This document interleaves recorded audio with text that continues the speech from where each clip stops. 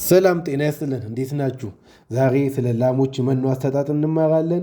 በተለይ ጠዋት ከአለባ በፊት እንደተነሳ ለላሞቻችን ምጥን መኖ ነው ወይስ ሳር ነው የምንሰጠውን በደንብ እንወያይበታለን።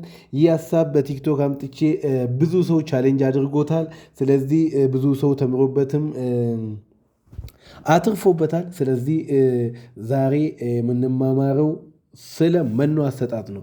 የሁላችሁ መኖን በመስጠት ለላሞቻችሁ መኖን በመስጠት ምጥን መኖን አስቀድሞ በመስጠት ወይ ደግሞ በኋላ በመስጠት ሳርን አስቀድሞ በመስጠት መኖ የራሱ የቻለ ኢፌክት አለው። መኖ አሰጣጣችሁን ካስተካከላችሁ በወተት ላሞቻችሁ ላይ የወተት ፕሮዳክሽንን መጨመር ትችላላችሁ። እሺ እንዴት ነው ታዲያ የሚሆነው? ላሞች በተፈጥሮ ጠዋትና ማታን ምግብን በብዛት ይበላሉ። መች ነው ያልኩኝ? ጠዋትና ማታ ምግብ በተፈጥሮ ነው። ጠዋትና ማታ በደንብ ይበላሉ። ስለዚህ በባዶ ሆድ ምጥን መኖ መስጠት በጭራሽ አይመከርም። ለምንድን ነው በባዶ ሆድ ምጥን መኖ ማሰጠው? አንደኛ የሚያመነዥጉበት ሰዓትን ያዛባባቸዋል። ሰማችሁኝ የለ? የማመንዠጊያ ሰዓትን ያዛባል። ለምን? የተፈጥሮ ውህደትን ይረብሻል ማለት ነው። ለምሳሌ የምግብ አለመፈጨትን ያስከትላል። ይሄ ማለት ምንድን ነው? አሲዶሲስ ተፈጠረ ማለት ነው። አሲዶሲስ ተፈጠረ ማለት ጨጓራ በሰው ላይ አሲድ ረጨ ከተባለ ምን ያህል የጨጓራ ታማሚዎች ምን ያህል እንደሚሰቃዩ በዚህም በሽታ የሚሰቃዩ ሰዎች ያውቁታል። ስለዚህ መኖ መስጠት ያለብን መቼ ነው? በጠዋትና በማታ መካከል። መቼ? ኢን ዘ ሞርኒንግ ኤንድ ኢቭኒንግ፣ እነዚህ መሀል ላይ ነው። ወይም ደግሞ ማታ መመገብ። ለምንድን ነው ማታ የምንመግበው? ረጅም ሰዓትን ላሞች ይተኛሉ። ይኸውላችሁ ማታ ማብራት ይጠፋል፣ የመተኛ ሰዓት ነው። ስለዚህ ላሞች በቀን ከተሻለ ሌሊት ላይ ያመነዥጋሉ። እዚህ ላይ ለነገራችሁ የምፈልገው ነገር ምንድን ነው? በ24 ሰዓት ውስጥ የወተት ላሞች 14 ሰዓትን በመተኛት ያሳልፋሉ። ላሞች ተኝተው ሲያመነዥጉ ነው ወተት የሚመረተው። ይኸውላችሁ ወተት ዝም ብሎ ውሃና መኖ ስለሰጥን አይደለም የሚመጣው። ብዙ መኖ ብዙ ውሃ እየወሰዱ ወተትን የማይሰጡ አሉ። ለምን? ከምቾት የተነሳ፣ ከዝርያ የተነሳ፣ ከቤት አሰራር የተነሳ፣ ከላይት የተነሳ፣ ከነዚህ የተነሳ የወተት ምርቶችን ወደ ታች ሊወርዱብን ይችላሉ። እሺ ስለ ጨጓራ ጤና እናያለን። ጨጓራ ከተረበሸ ወተት እንዴት ይቀንሳል?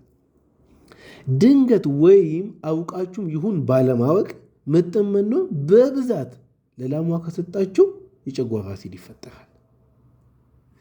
የጨጓራ አሲድ በጣም ጨመረ ማለት ጠቃሚ ማይክሮብስ እዛ ውስጥ አሉ። ጠቃሚ ማይክሮብስ ናቸው የተበላ ምግብን የሚሰባብሩ እና ለመፈጨት ደግሞ ቅድመ ሁኔታን የሚያስተካክሉ ማይክሮቦች እዛ ውስጥ ጨጓራ ውስጥ አሉ።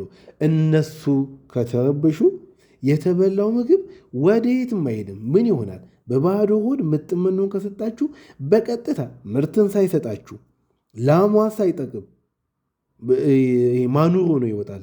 ምንድን ነው ይሄ? እበት ሆኖ ይወጣል። እስቲ እናንተ የላሞቻችሁን እበት እዩ። የላሞቻችሁ እበት አንደኛ ይቀጥናል፣ ሁለተኛ የበሉት ምጥኖች እነ በቆሎ ምንም ሳይፈጩ ተመልሶ ወጥቶ እበቱ ላይ አለ። ስለዚህ በባዶ ሆድን ምጥን መኖ መስጠት የገዛችሁትን በውድ ዋጋ የገዛችሁትን ምጥን መኖ ማበላሸት፣ ምንም ሳያገኝ ምንም ትርፍ ሳያመጣ፣ ሁለት ጨጓራን መረበሽ፣ ሶስት ላሚቷ ምንም ሳትጠቅም ለራሷን ሳትጠቀም ዝም ብሎ ወጪ ብቻ መኖር ማለት ነው። እሺ ይሄ የጨጓራ ጤና ነው። ሌላኛው ማመንዠግ ማለት ምን ማለት ነው? ወይ ደግሞ በእንግሊዝኛው ዋት ኢዝ ሩሚኔሽን? ሩሚኔሽን ምንድን ነው? ሩሚኔሽን ማለት በጨጓራ ውስጥ ቀደም ብሎ የገቡትን ምግቦችን ይሄ ከድ የተባለው ማለት ነው። እሱም መልሶ በደንብ ሰባብሮ እንዲፈጭ ማስተካከል ማለት ነው። ስለዚህ ጠዋት ምጥን መኖን ከሰጠን የላሟን በተፈጥሮ የማመንዠግ ሂደትን መረበሽ ማለት ነው። እንዴት ነው የምንረብሸው? ለምሳሌ ምራቅ እንዳይመረት። አሁን ይሄ ላሞች ላይ ምራቅ ስታዩ ምንም አይጠቅማችሁ ይመስላል አይደለ? ምራቅ አልተመረተም ማለት የጨጓራዋ ፒኤች ባላንስ ተዛባ ማለት ነው። አያችሁ፣ ፒኤች ባላንሱ ተዛባ ማለት ለቀጣይነት ምግብን የመብላት ፍላጎቷ ተዘጋ ወይም ቀነሰ ማለት ነው። ገና ምን እንፈልጋለን? ገና መድኃኒቶችን፣ መልቲቫይታሚንን፣ እንዳይጀሽን ፓውደርን፣ ገና መድኃኒትን እንፈልጋለን። ሌላ ኬሚካል ላሟ ላይ እንጨምራለን። ላሟ ዛሬ የሚያስፈልጋትን የመኖ መጠን አልበላችም ማለት ወይም ደግሞ የጨጓራ ፒኤች ወይም ደግሞ ጨጓራ ውስጥ ያለው ማይክሮፍሎራዎች የተረበሹ ማለት ላሞቻችን ለነገ የሚያመርቱትን ምርት ዛሬ ሊያዘጋጁ አልቻሉም ማለት ነው። አያችሁ፣ ምርት አልተዘጋጀም ማለት ነገ ወተትን አጠብቁም ማለት ነው። መጠመኖ ተሰጥቶ፣ ውሃ ተሰጥቶ፣ ሳር ተሰጥቶ ላሚቷ ምንም ፕሮዳክሽን ካላመጣች ወጪ በወጪ ብቻ መሆን ማለት ነው።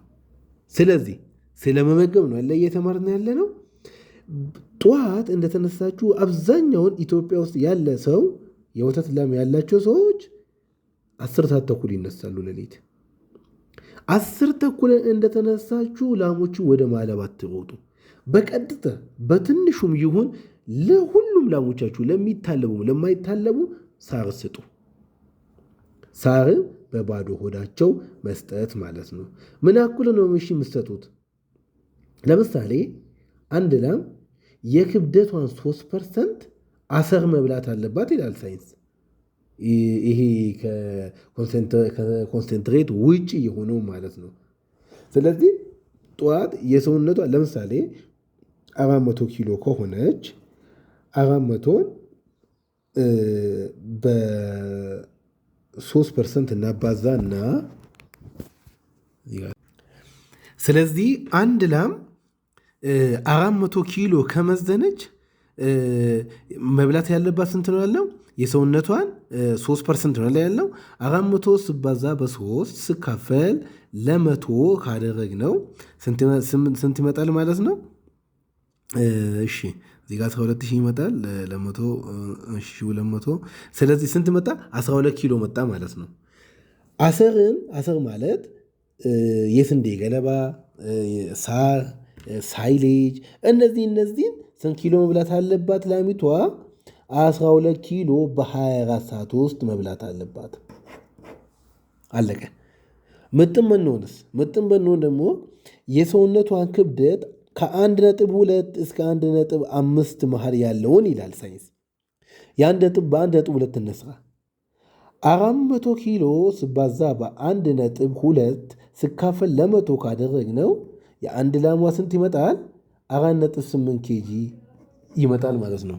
ስለዚህ አንዲት ላም በ24 ሰዓት ውስጥ ምጥንን ስንት በላች ማለት ነው? 400 ኪሎ የምትመዝኗ 5 ኪሎ አካባቢ በላች ማለት ነው። ወይም ደግሞ የምርቷን ግማሽ መብላት አለባት። 16 ሊትር የምትታለብ ከሆነ 8 ኪሎ ምጥን መኖ መብላት አለባት። ተግባባን? ስለዚህ በምርቷ አይተን መኖን መስጠት እንችላለን።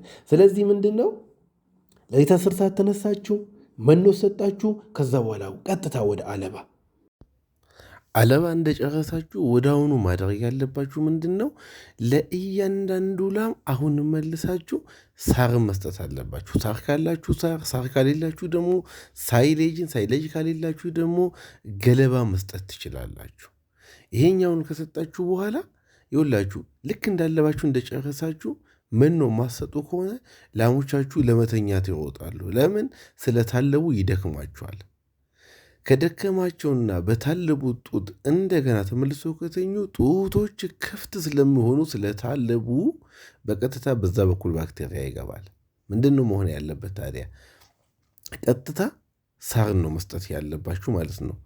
ሳርን እንደ ልብ ከበሉ በኋላ ወደ 2 ሰዓት አካባቢ ከ2 ሰዓት እስከ 3 ተኩል እስከ 4 ሰዓት ቀጥታ ወደ ውጭ እንዲወጡ ታደርጋላችሁ። እንድዝናኑ ማለት ነው። ፀሐይ እንዲሞቁ ማለት ነው። ራሳቸውን እንዳዩ ማለት ነው። የፀሐይ ብርሃን እንዲያገኙ ማለት ነው። በዚህ ሰዓት ከወጡ ይዝናናሉ፣ ይነቃቃሉ ማለት ነው። ልክ 4 ሰዓት ሲሆን በረታቸው ይጸዳና ምጥን መኖ ይዘጋጅላቸዋል። ይኸውላችሁ እንግዲህ ምጥን መኖ መቼ ነው የምሰጡ ማለት ነው? 4 ሰዓት አካባቢ ነው የምሰጡ ማለት ነው። ምጥን መኖ እነሱ የሚበሉትን መጠን አስተካክሎ አዘጋጅቶ መስጠት ማለት ነው። ለምሳሌ አንድ ላም 5 ኪሎ ትበላለች አለን በ24 ሰዓት።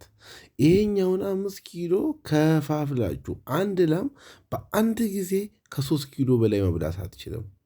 ይኸውላችሁ ከሰጣችሁ እነሱ ብዙ ይበላሉ። ግን ቅድም ያወራ ነው ስለ ጨጓራ ያወራ ነው። ያ ጨጓራ እንዳይረበሽ ለአንድ ላም በአንድ ጊዜ ከ3 ኪሎ በላይ ምጥን መኖ መስጠት አሁንም ክልክል ነው። ለምሳሌ ለአመቱ 15 ኪሎ ልትበላ ትችላለች በ24 ሰዓት ውስጥ። ይሄኛውን 15 ኪሎ ምን ማድረግ አለብን? ማመጣጠን አለብን። እንዴት ነው የምናመጣጥነው? እሷ የምትበላበት ሰዓትን መጨመር ማለት ነው። ለምሳሌ 15 ኪሎ 7 ተኩል እያረጋችሁ ከምትሰጡ 3 እያረጋችሁ በ24 ሰዓት ውስጥ 5 ጊዜ እንድትበላ ማድረግ ማለት ነው። ስለዚህ ምን ጨመራችሁ ማለት ነው? ሰዓት ብቻ ጨመራችሁ እንጂ መኖን አልጨመራችሁም ማለት ነው። በዚህኛው አካሄድ የወተት ምርትም በላሞቻችሁ ላይ መጨመር ትችላላችሁ። ስለዚህ ምንድን ነው ማድረግ ያለባችሁ? አሁን እስካሁን የተማርናቸውን አካሄዶችን ሁሉ በላሞቻችሁ ላይ ሞክሩ። ሌላ ጊዜ ስለምን አስተምራችኋለሁ። መኖን በውሃ እንስጥ፣ በደረቁ እንስጥ፣ እንዘፍዝፈው ወይስ እንዴት እንሰጣለን የሚሉ ብዙ ጥያቄዎች ይመጡልኛል። ስለዚህ በሱ ላይም ቪዲዮ ሰራላችኋለሁ። አብዲ ለገሰ ነኝ፣ የእንስሳት ሐኪም ነኝ። ይሄ ቪዲዮ ከተመቻችሁ ለወዳጅ ጓደኞቻችሁ ሼር አድርጉልኝ። ዩቱብ ቻናሌን ሰብስክራይብ አስደርጉልኝ። መልካም የስራ ቀን ይሁንላችሁ። ባባይ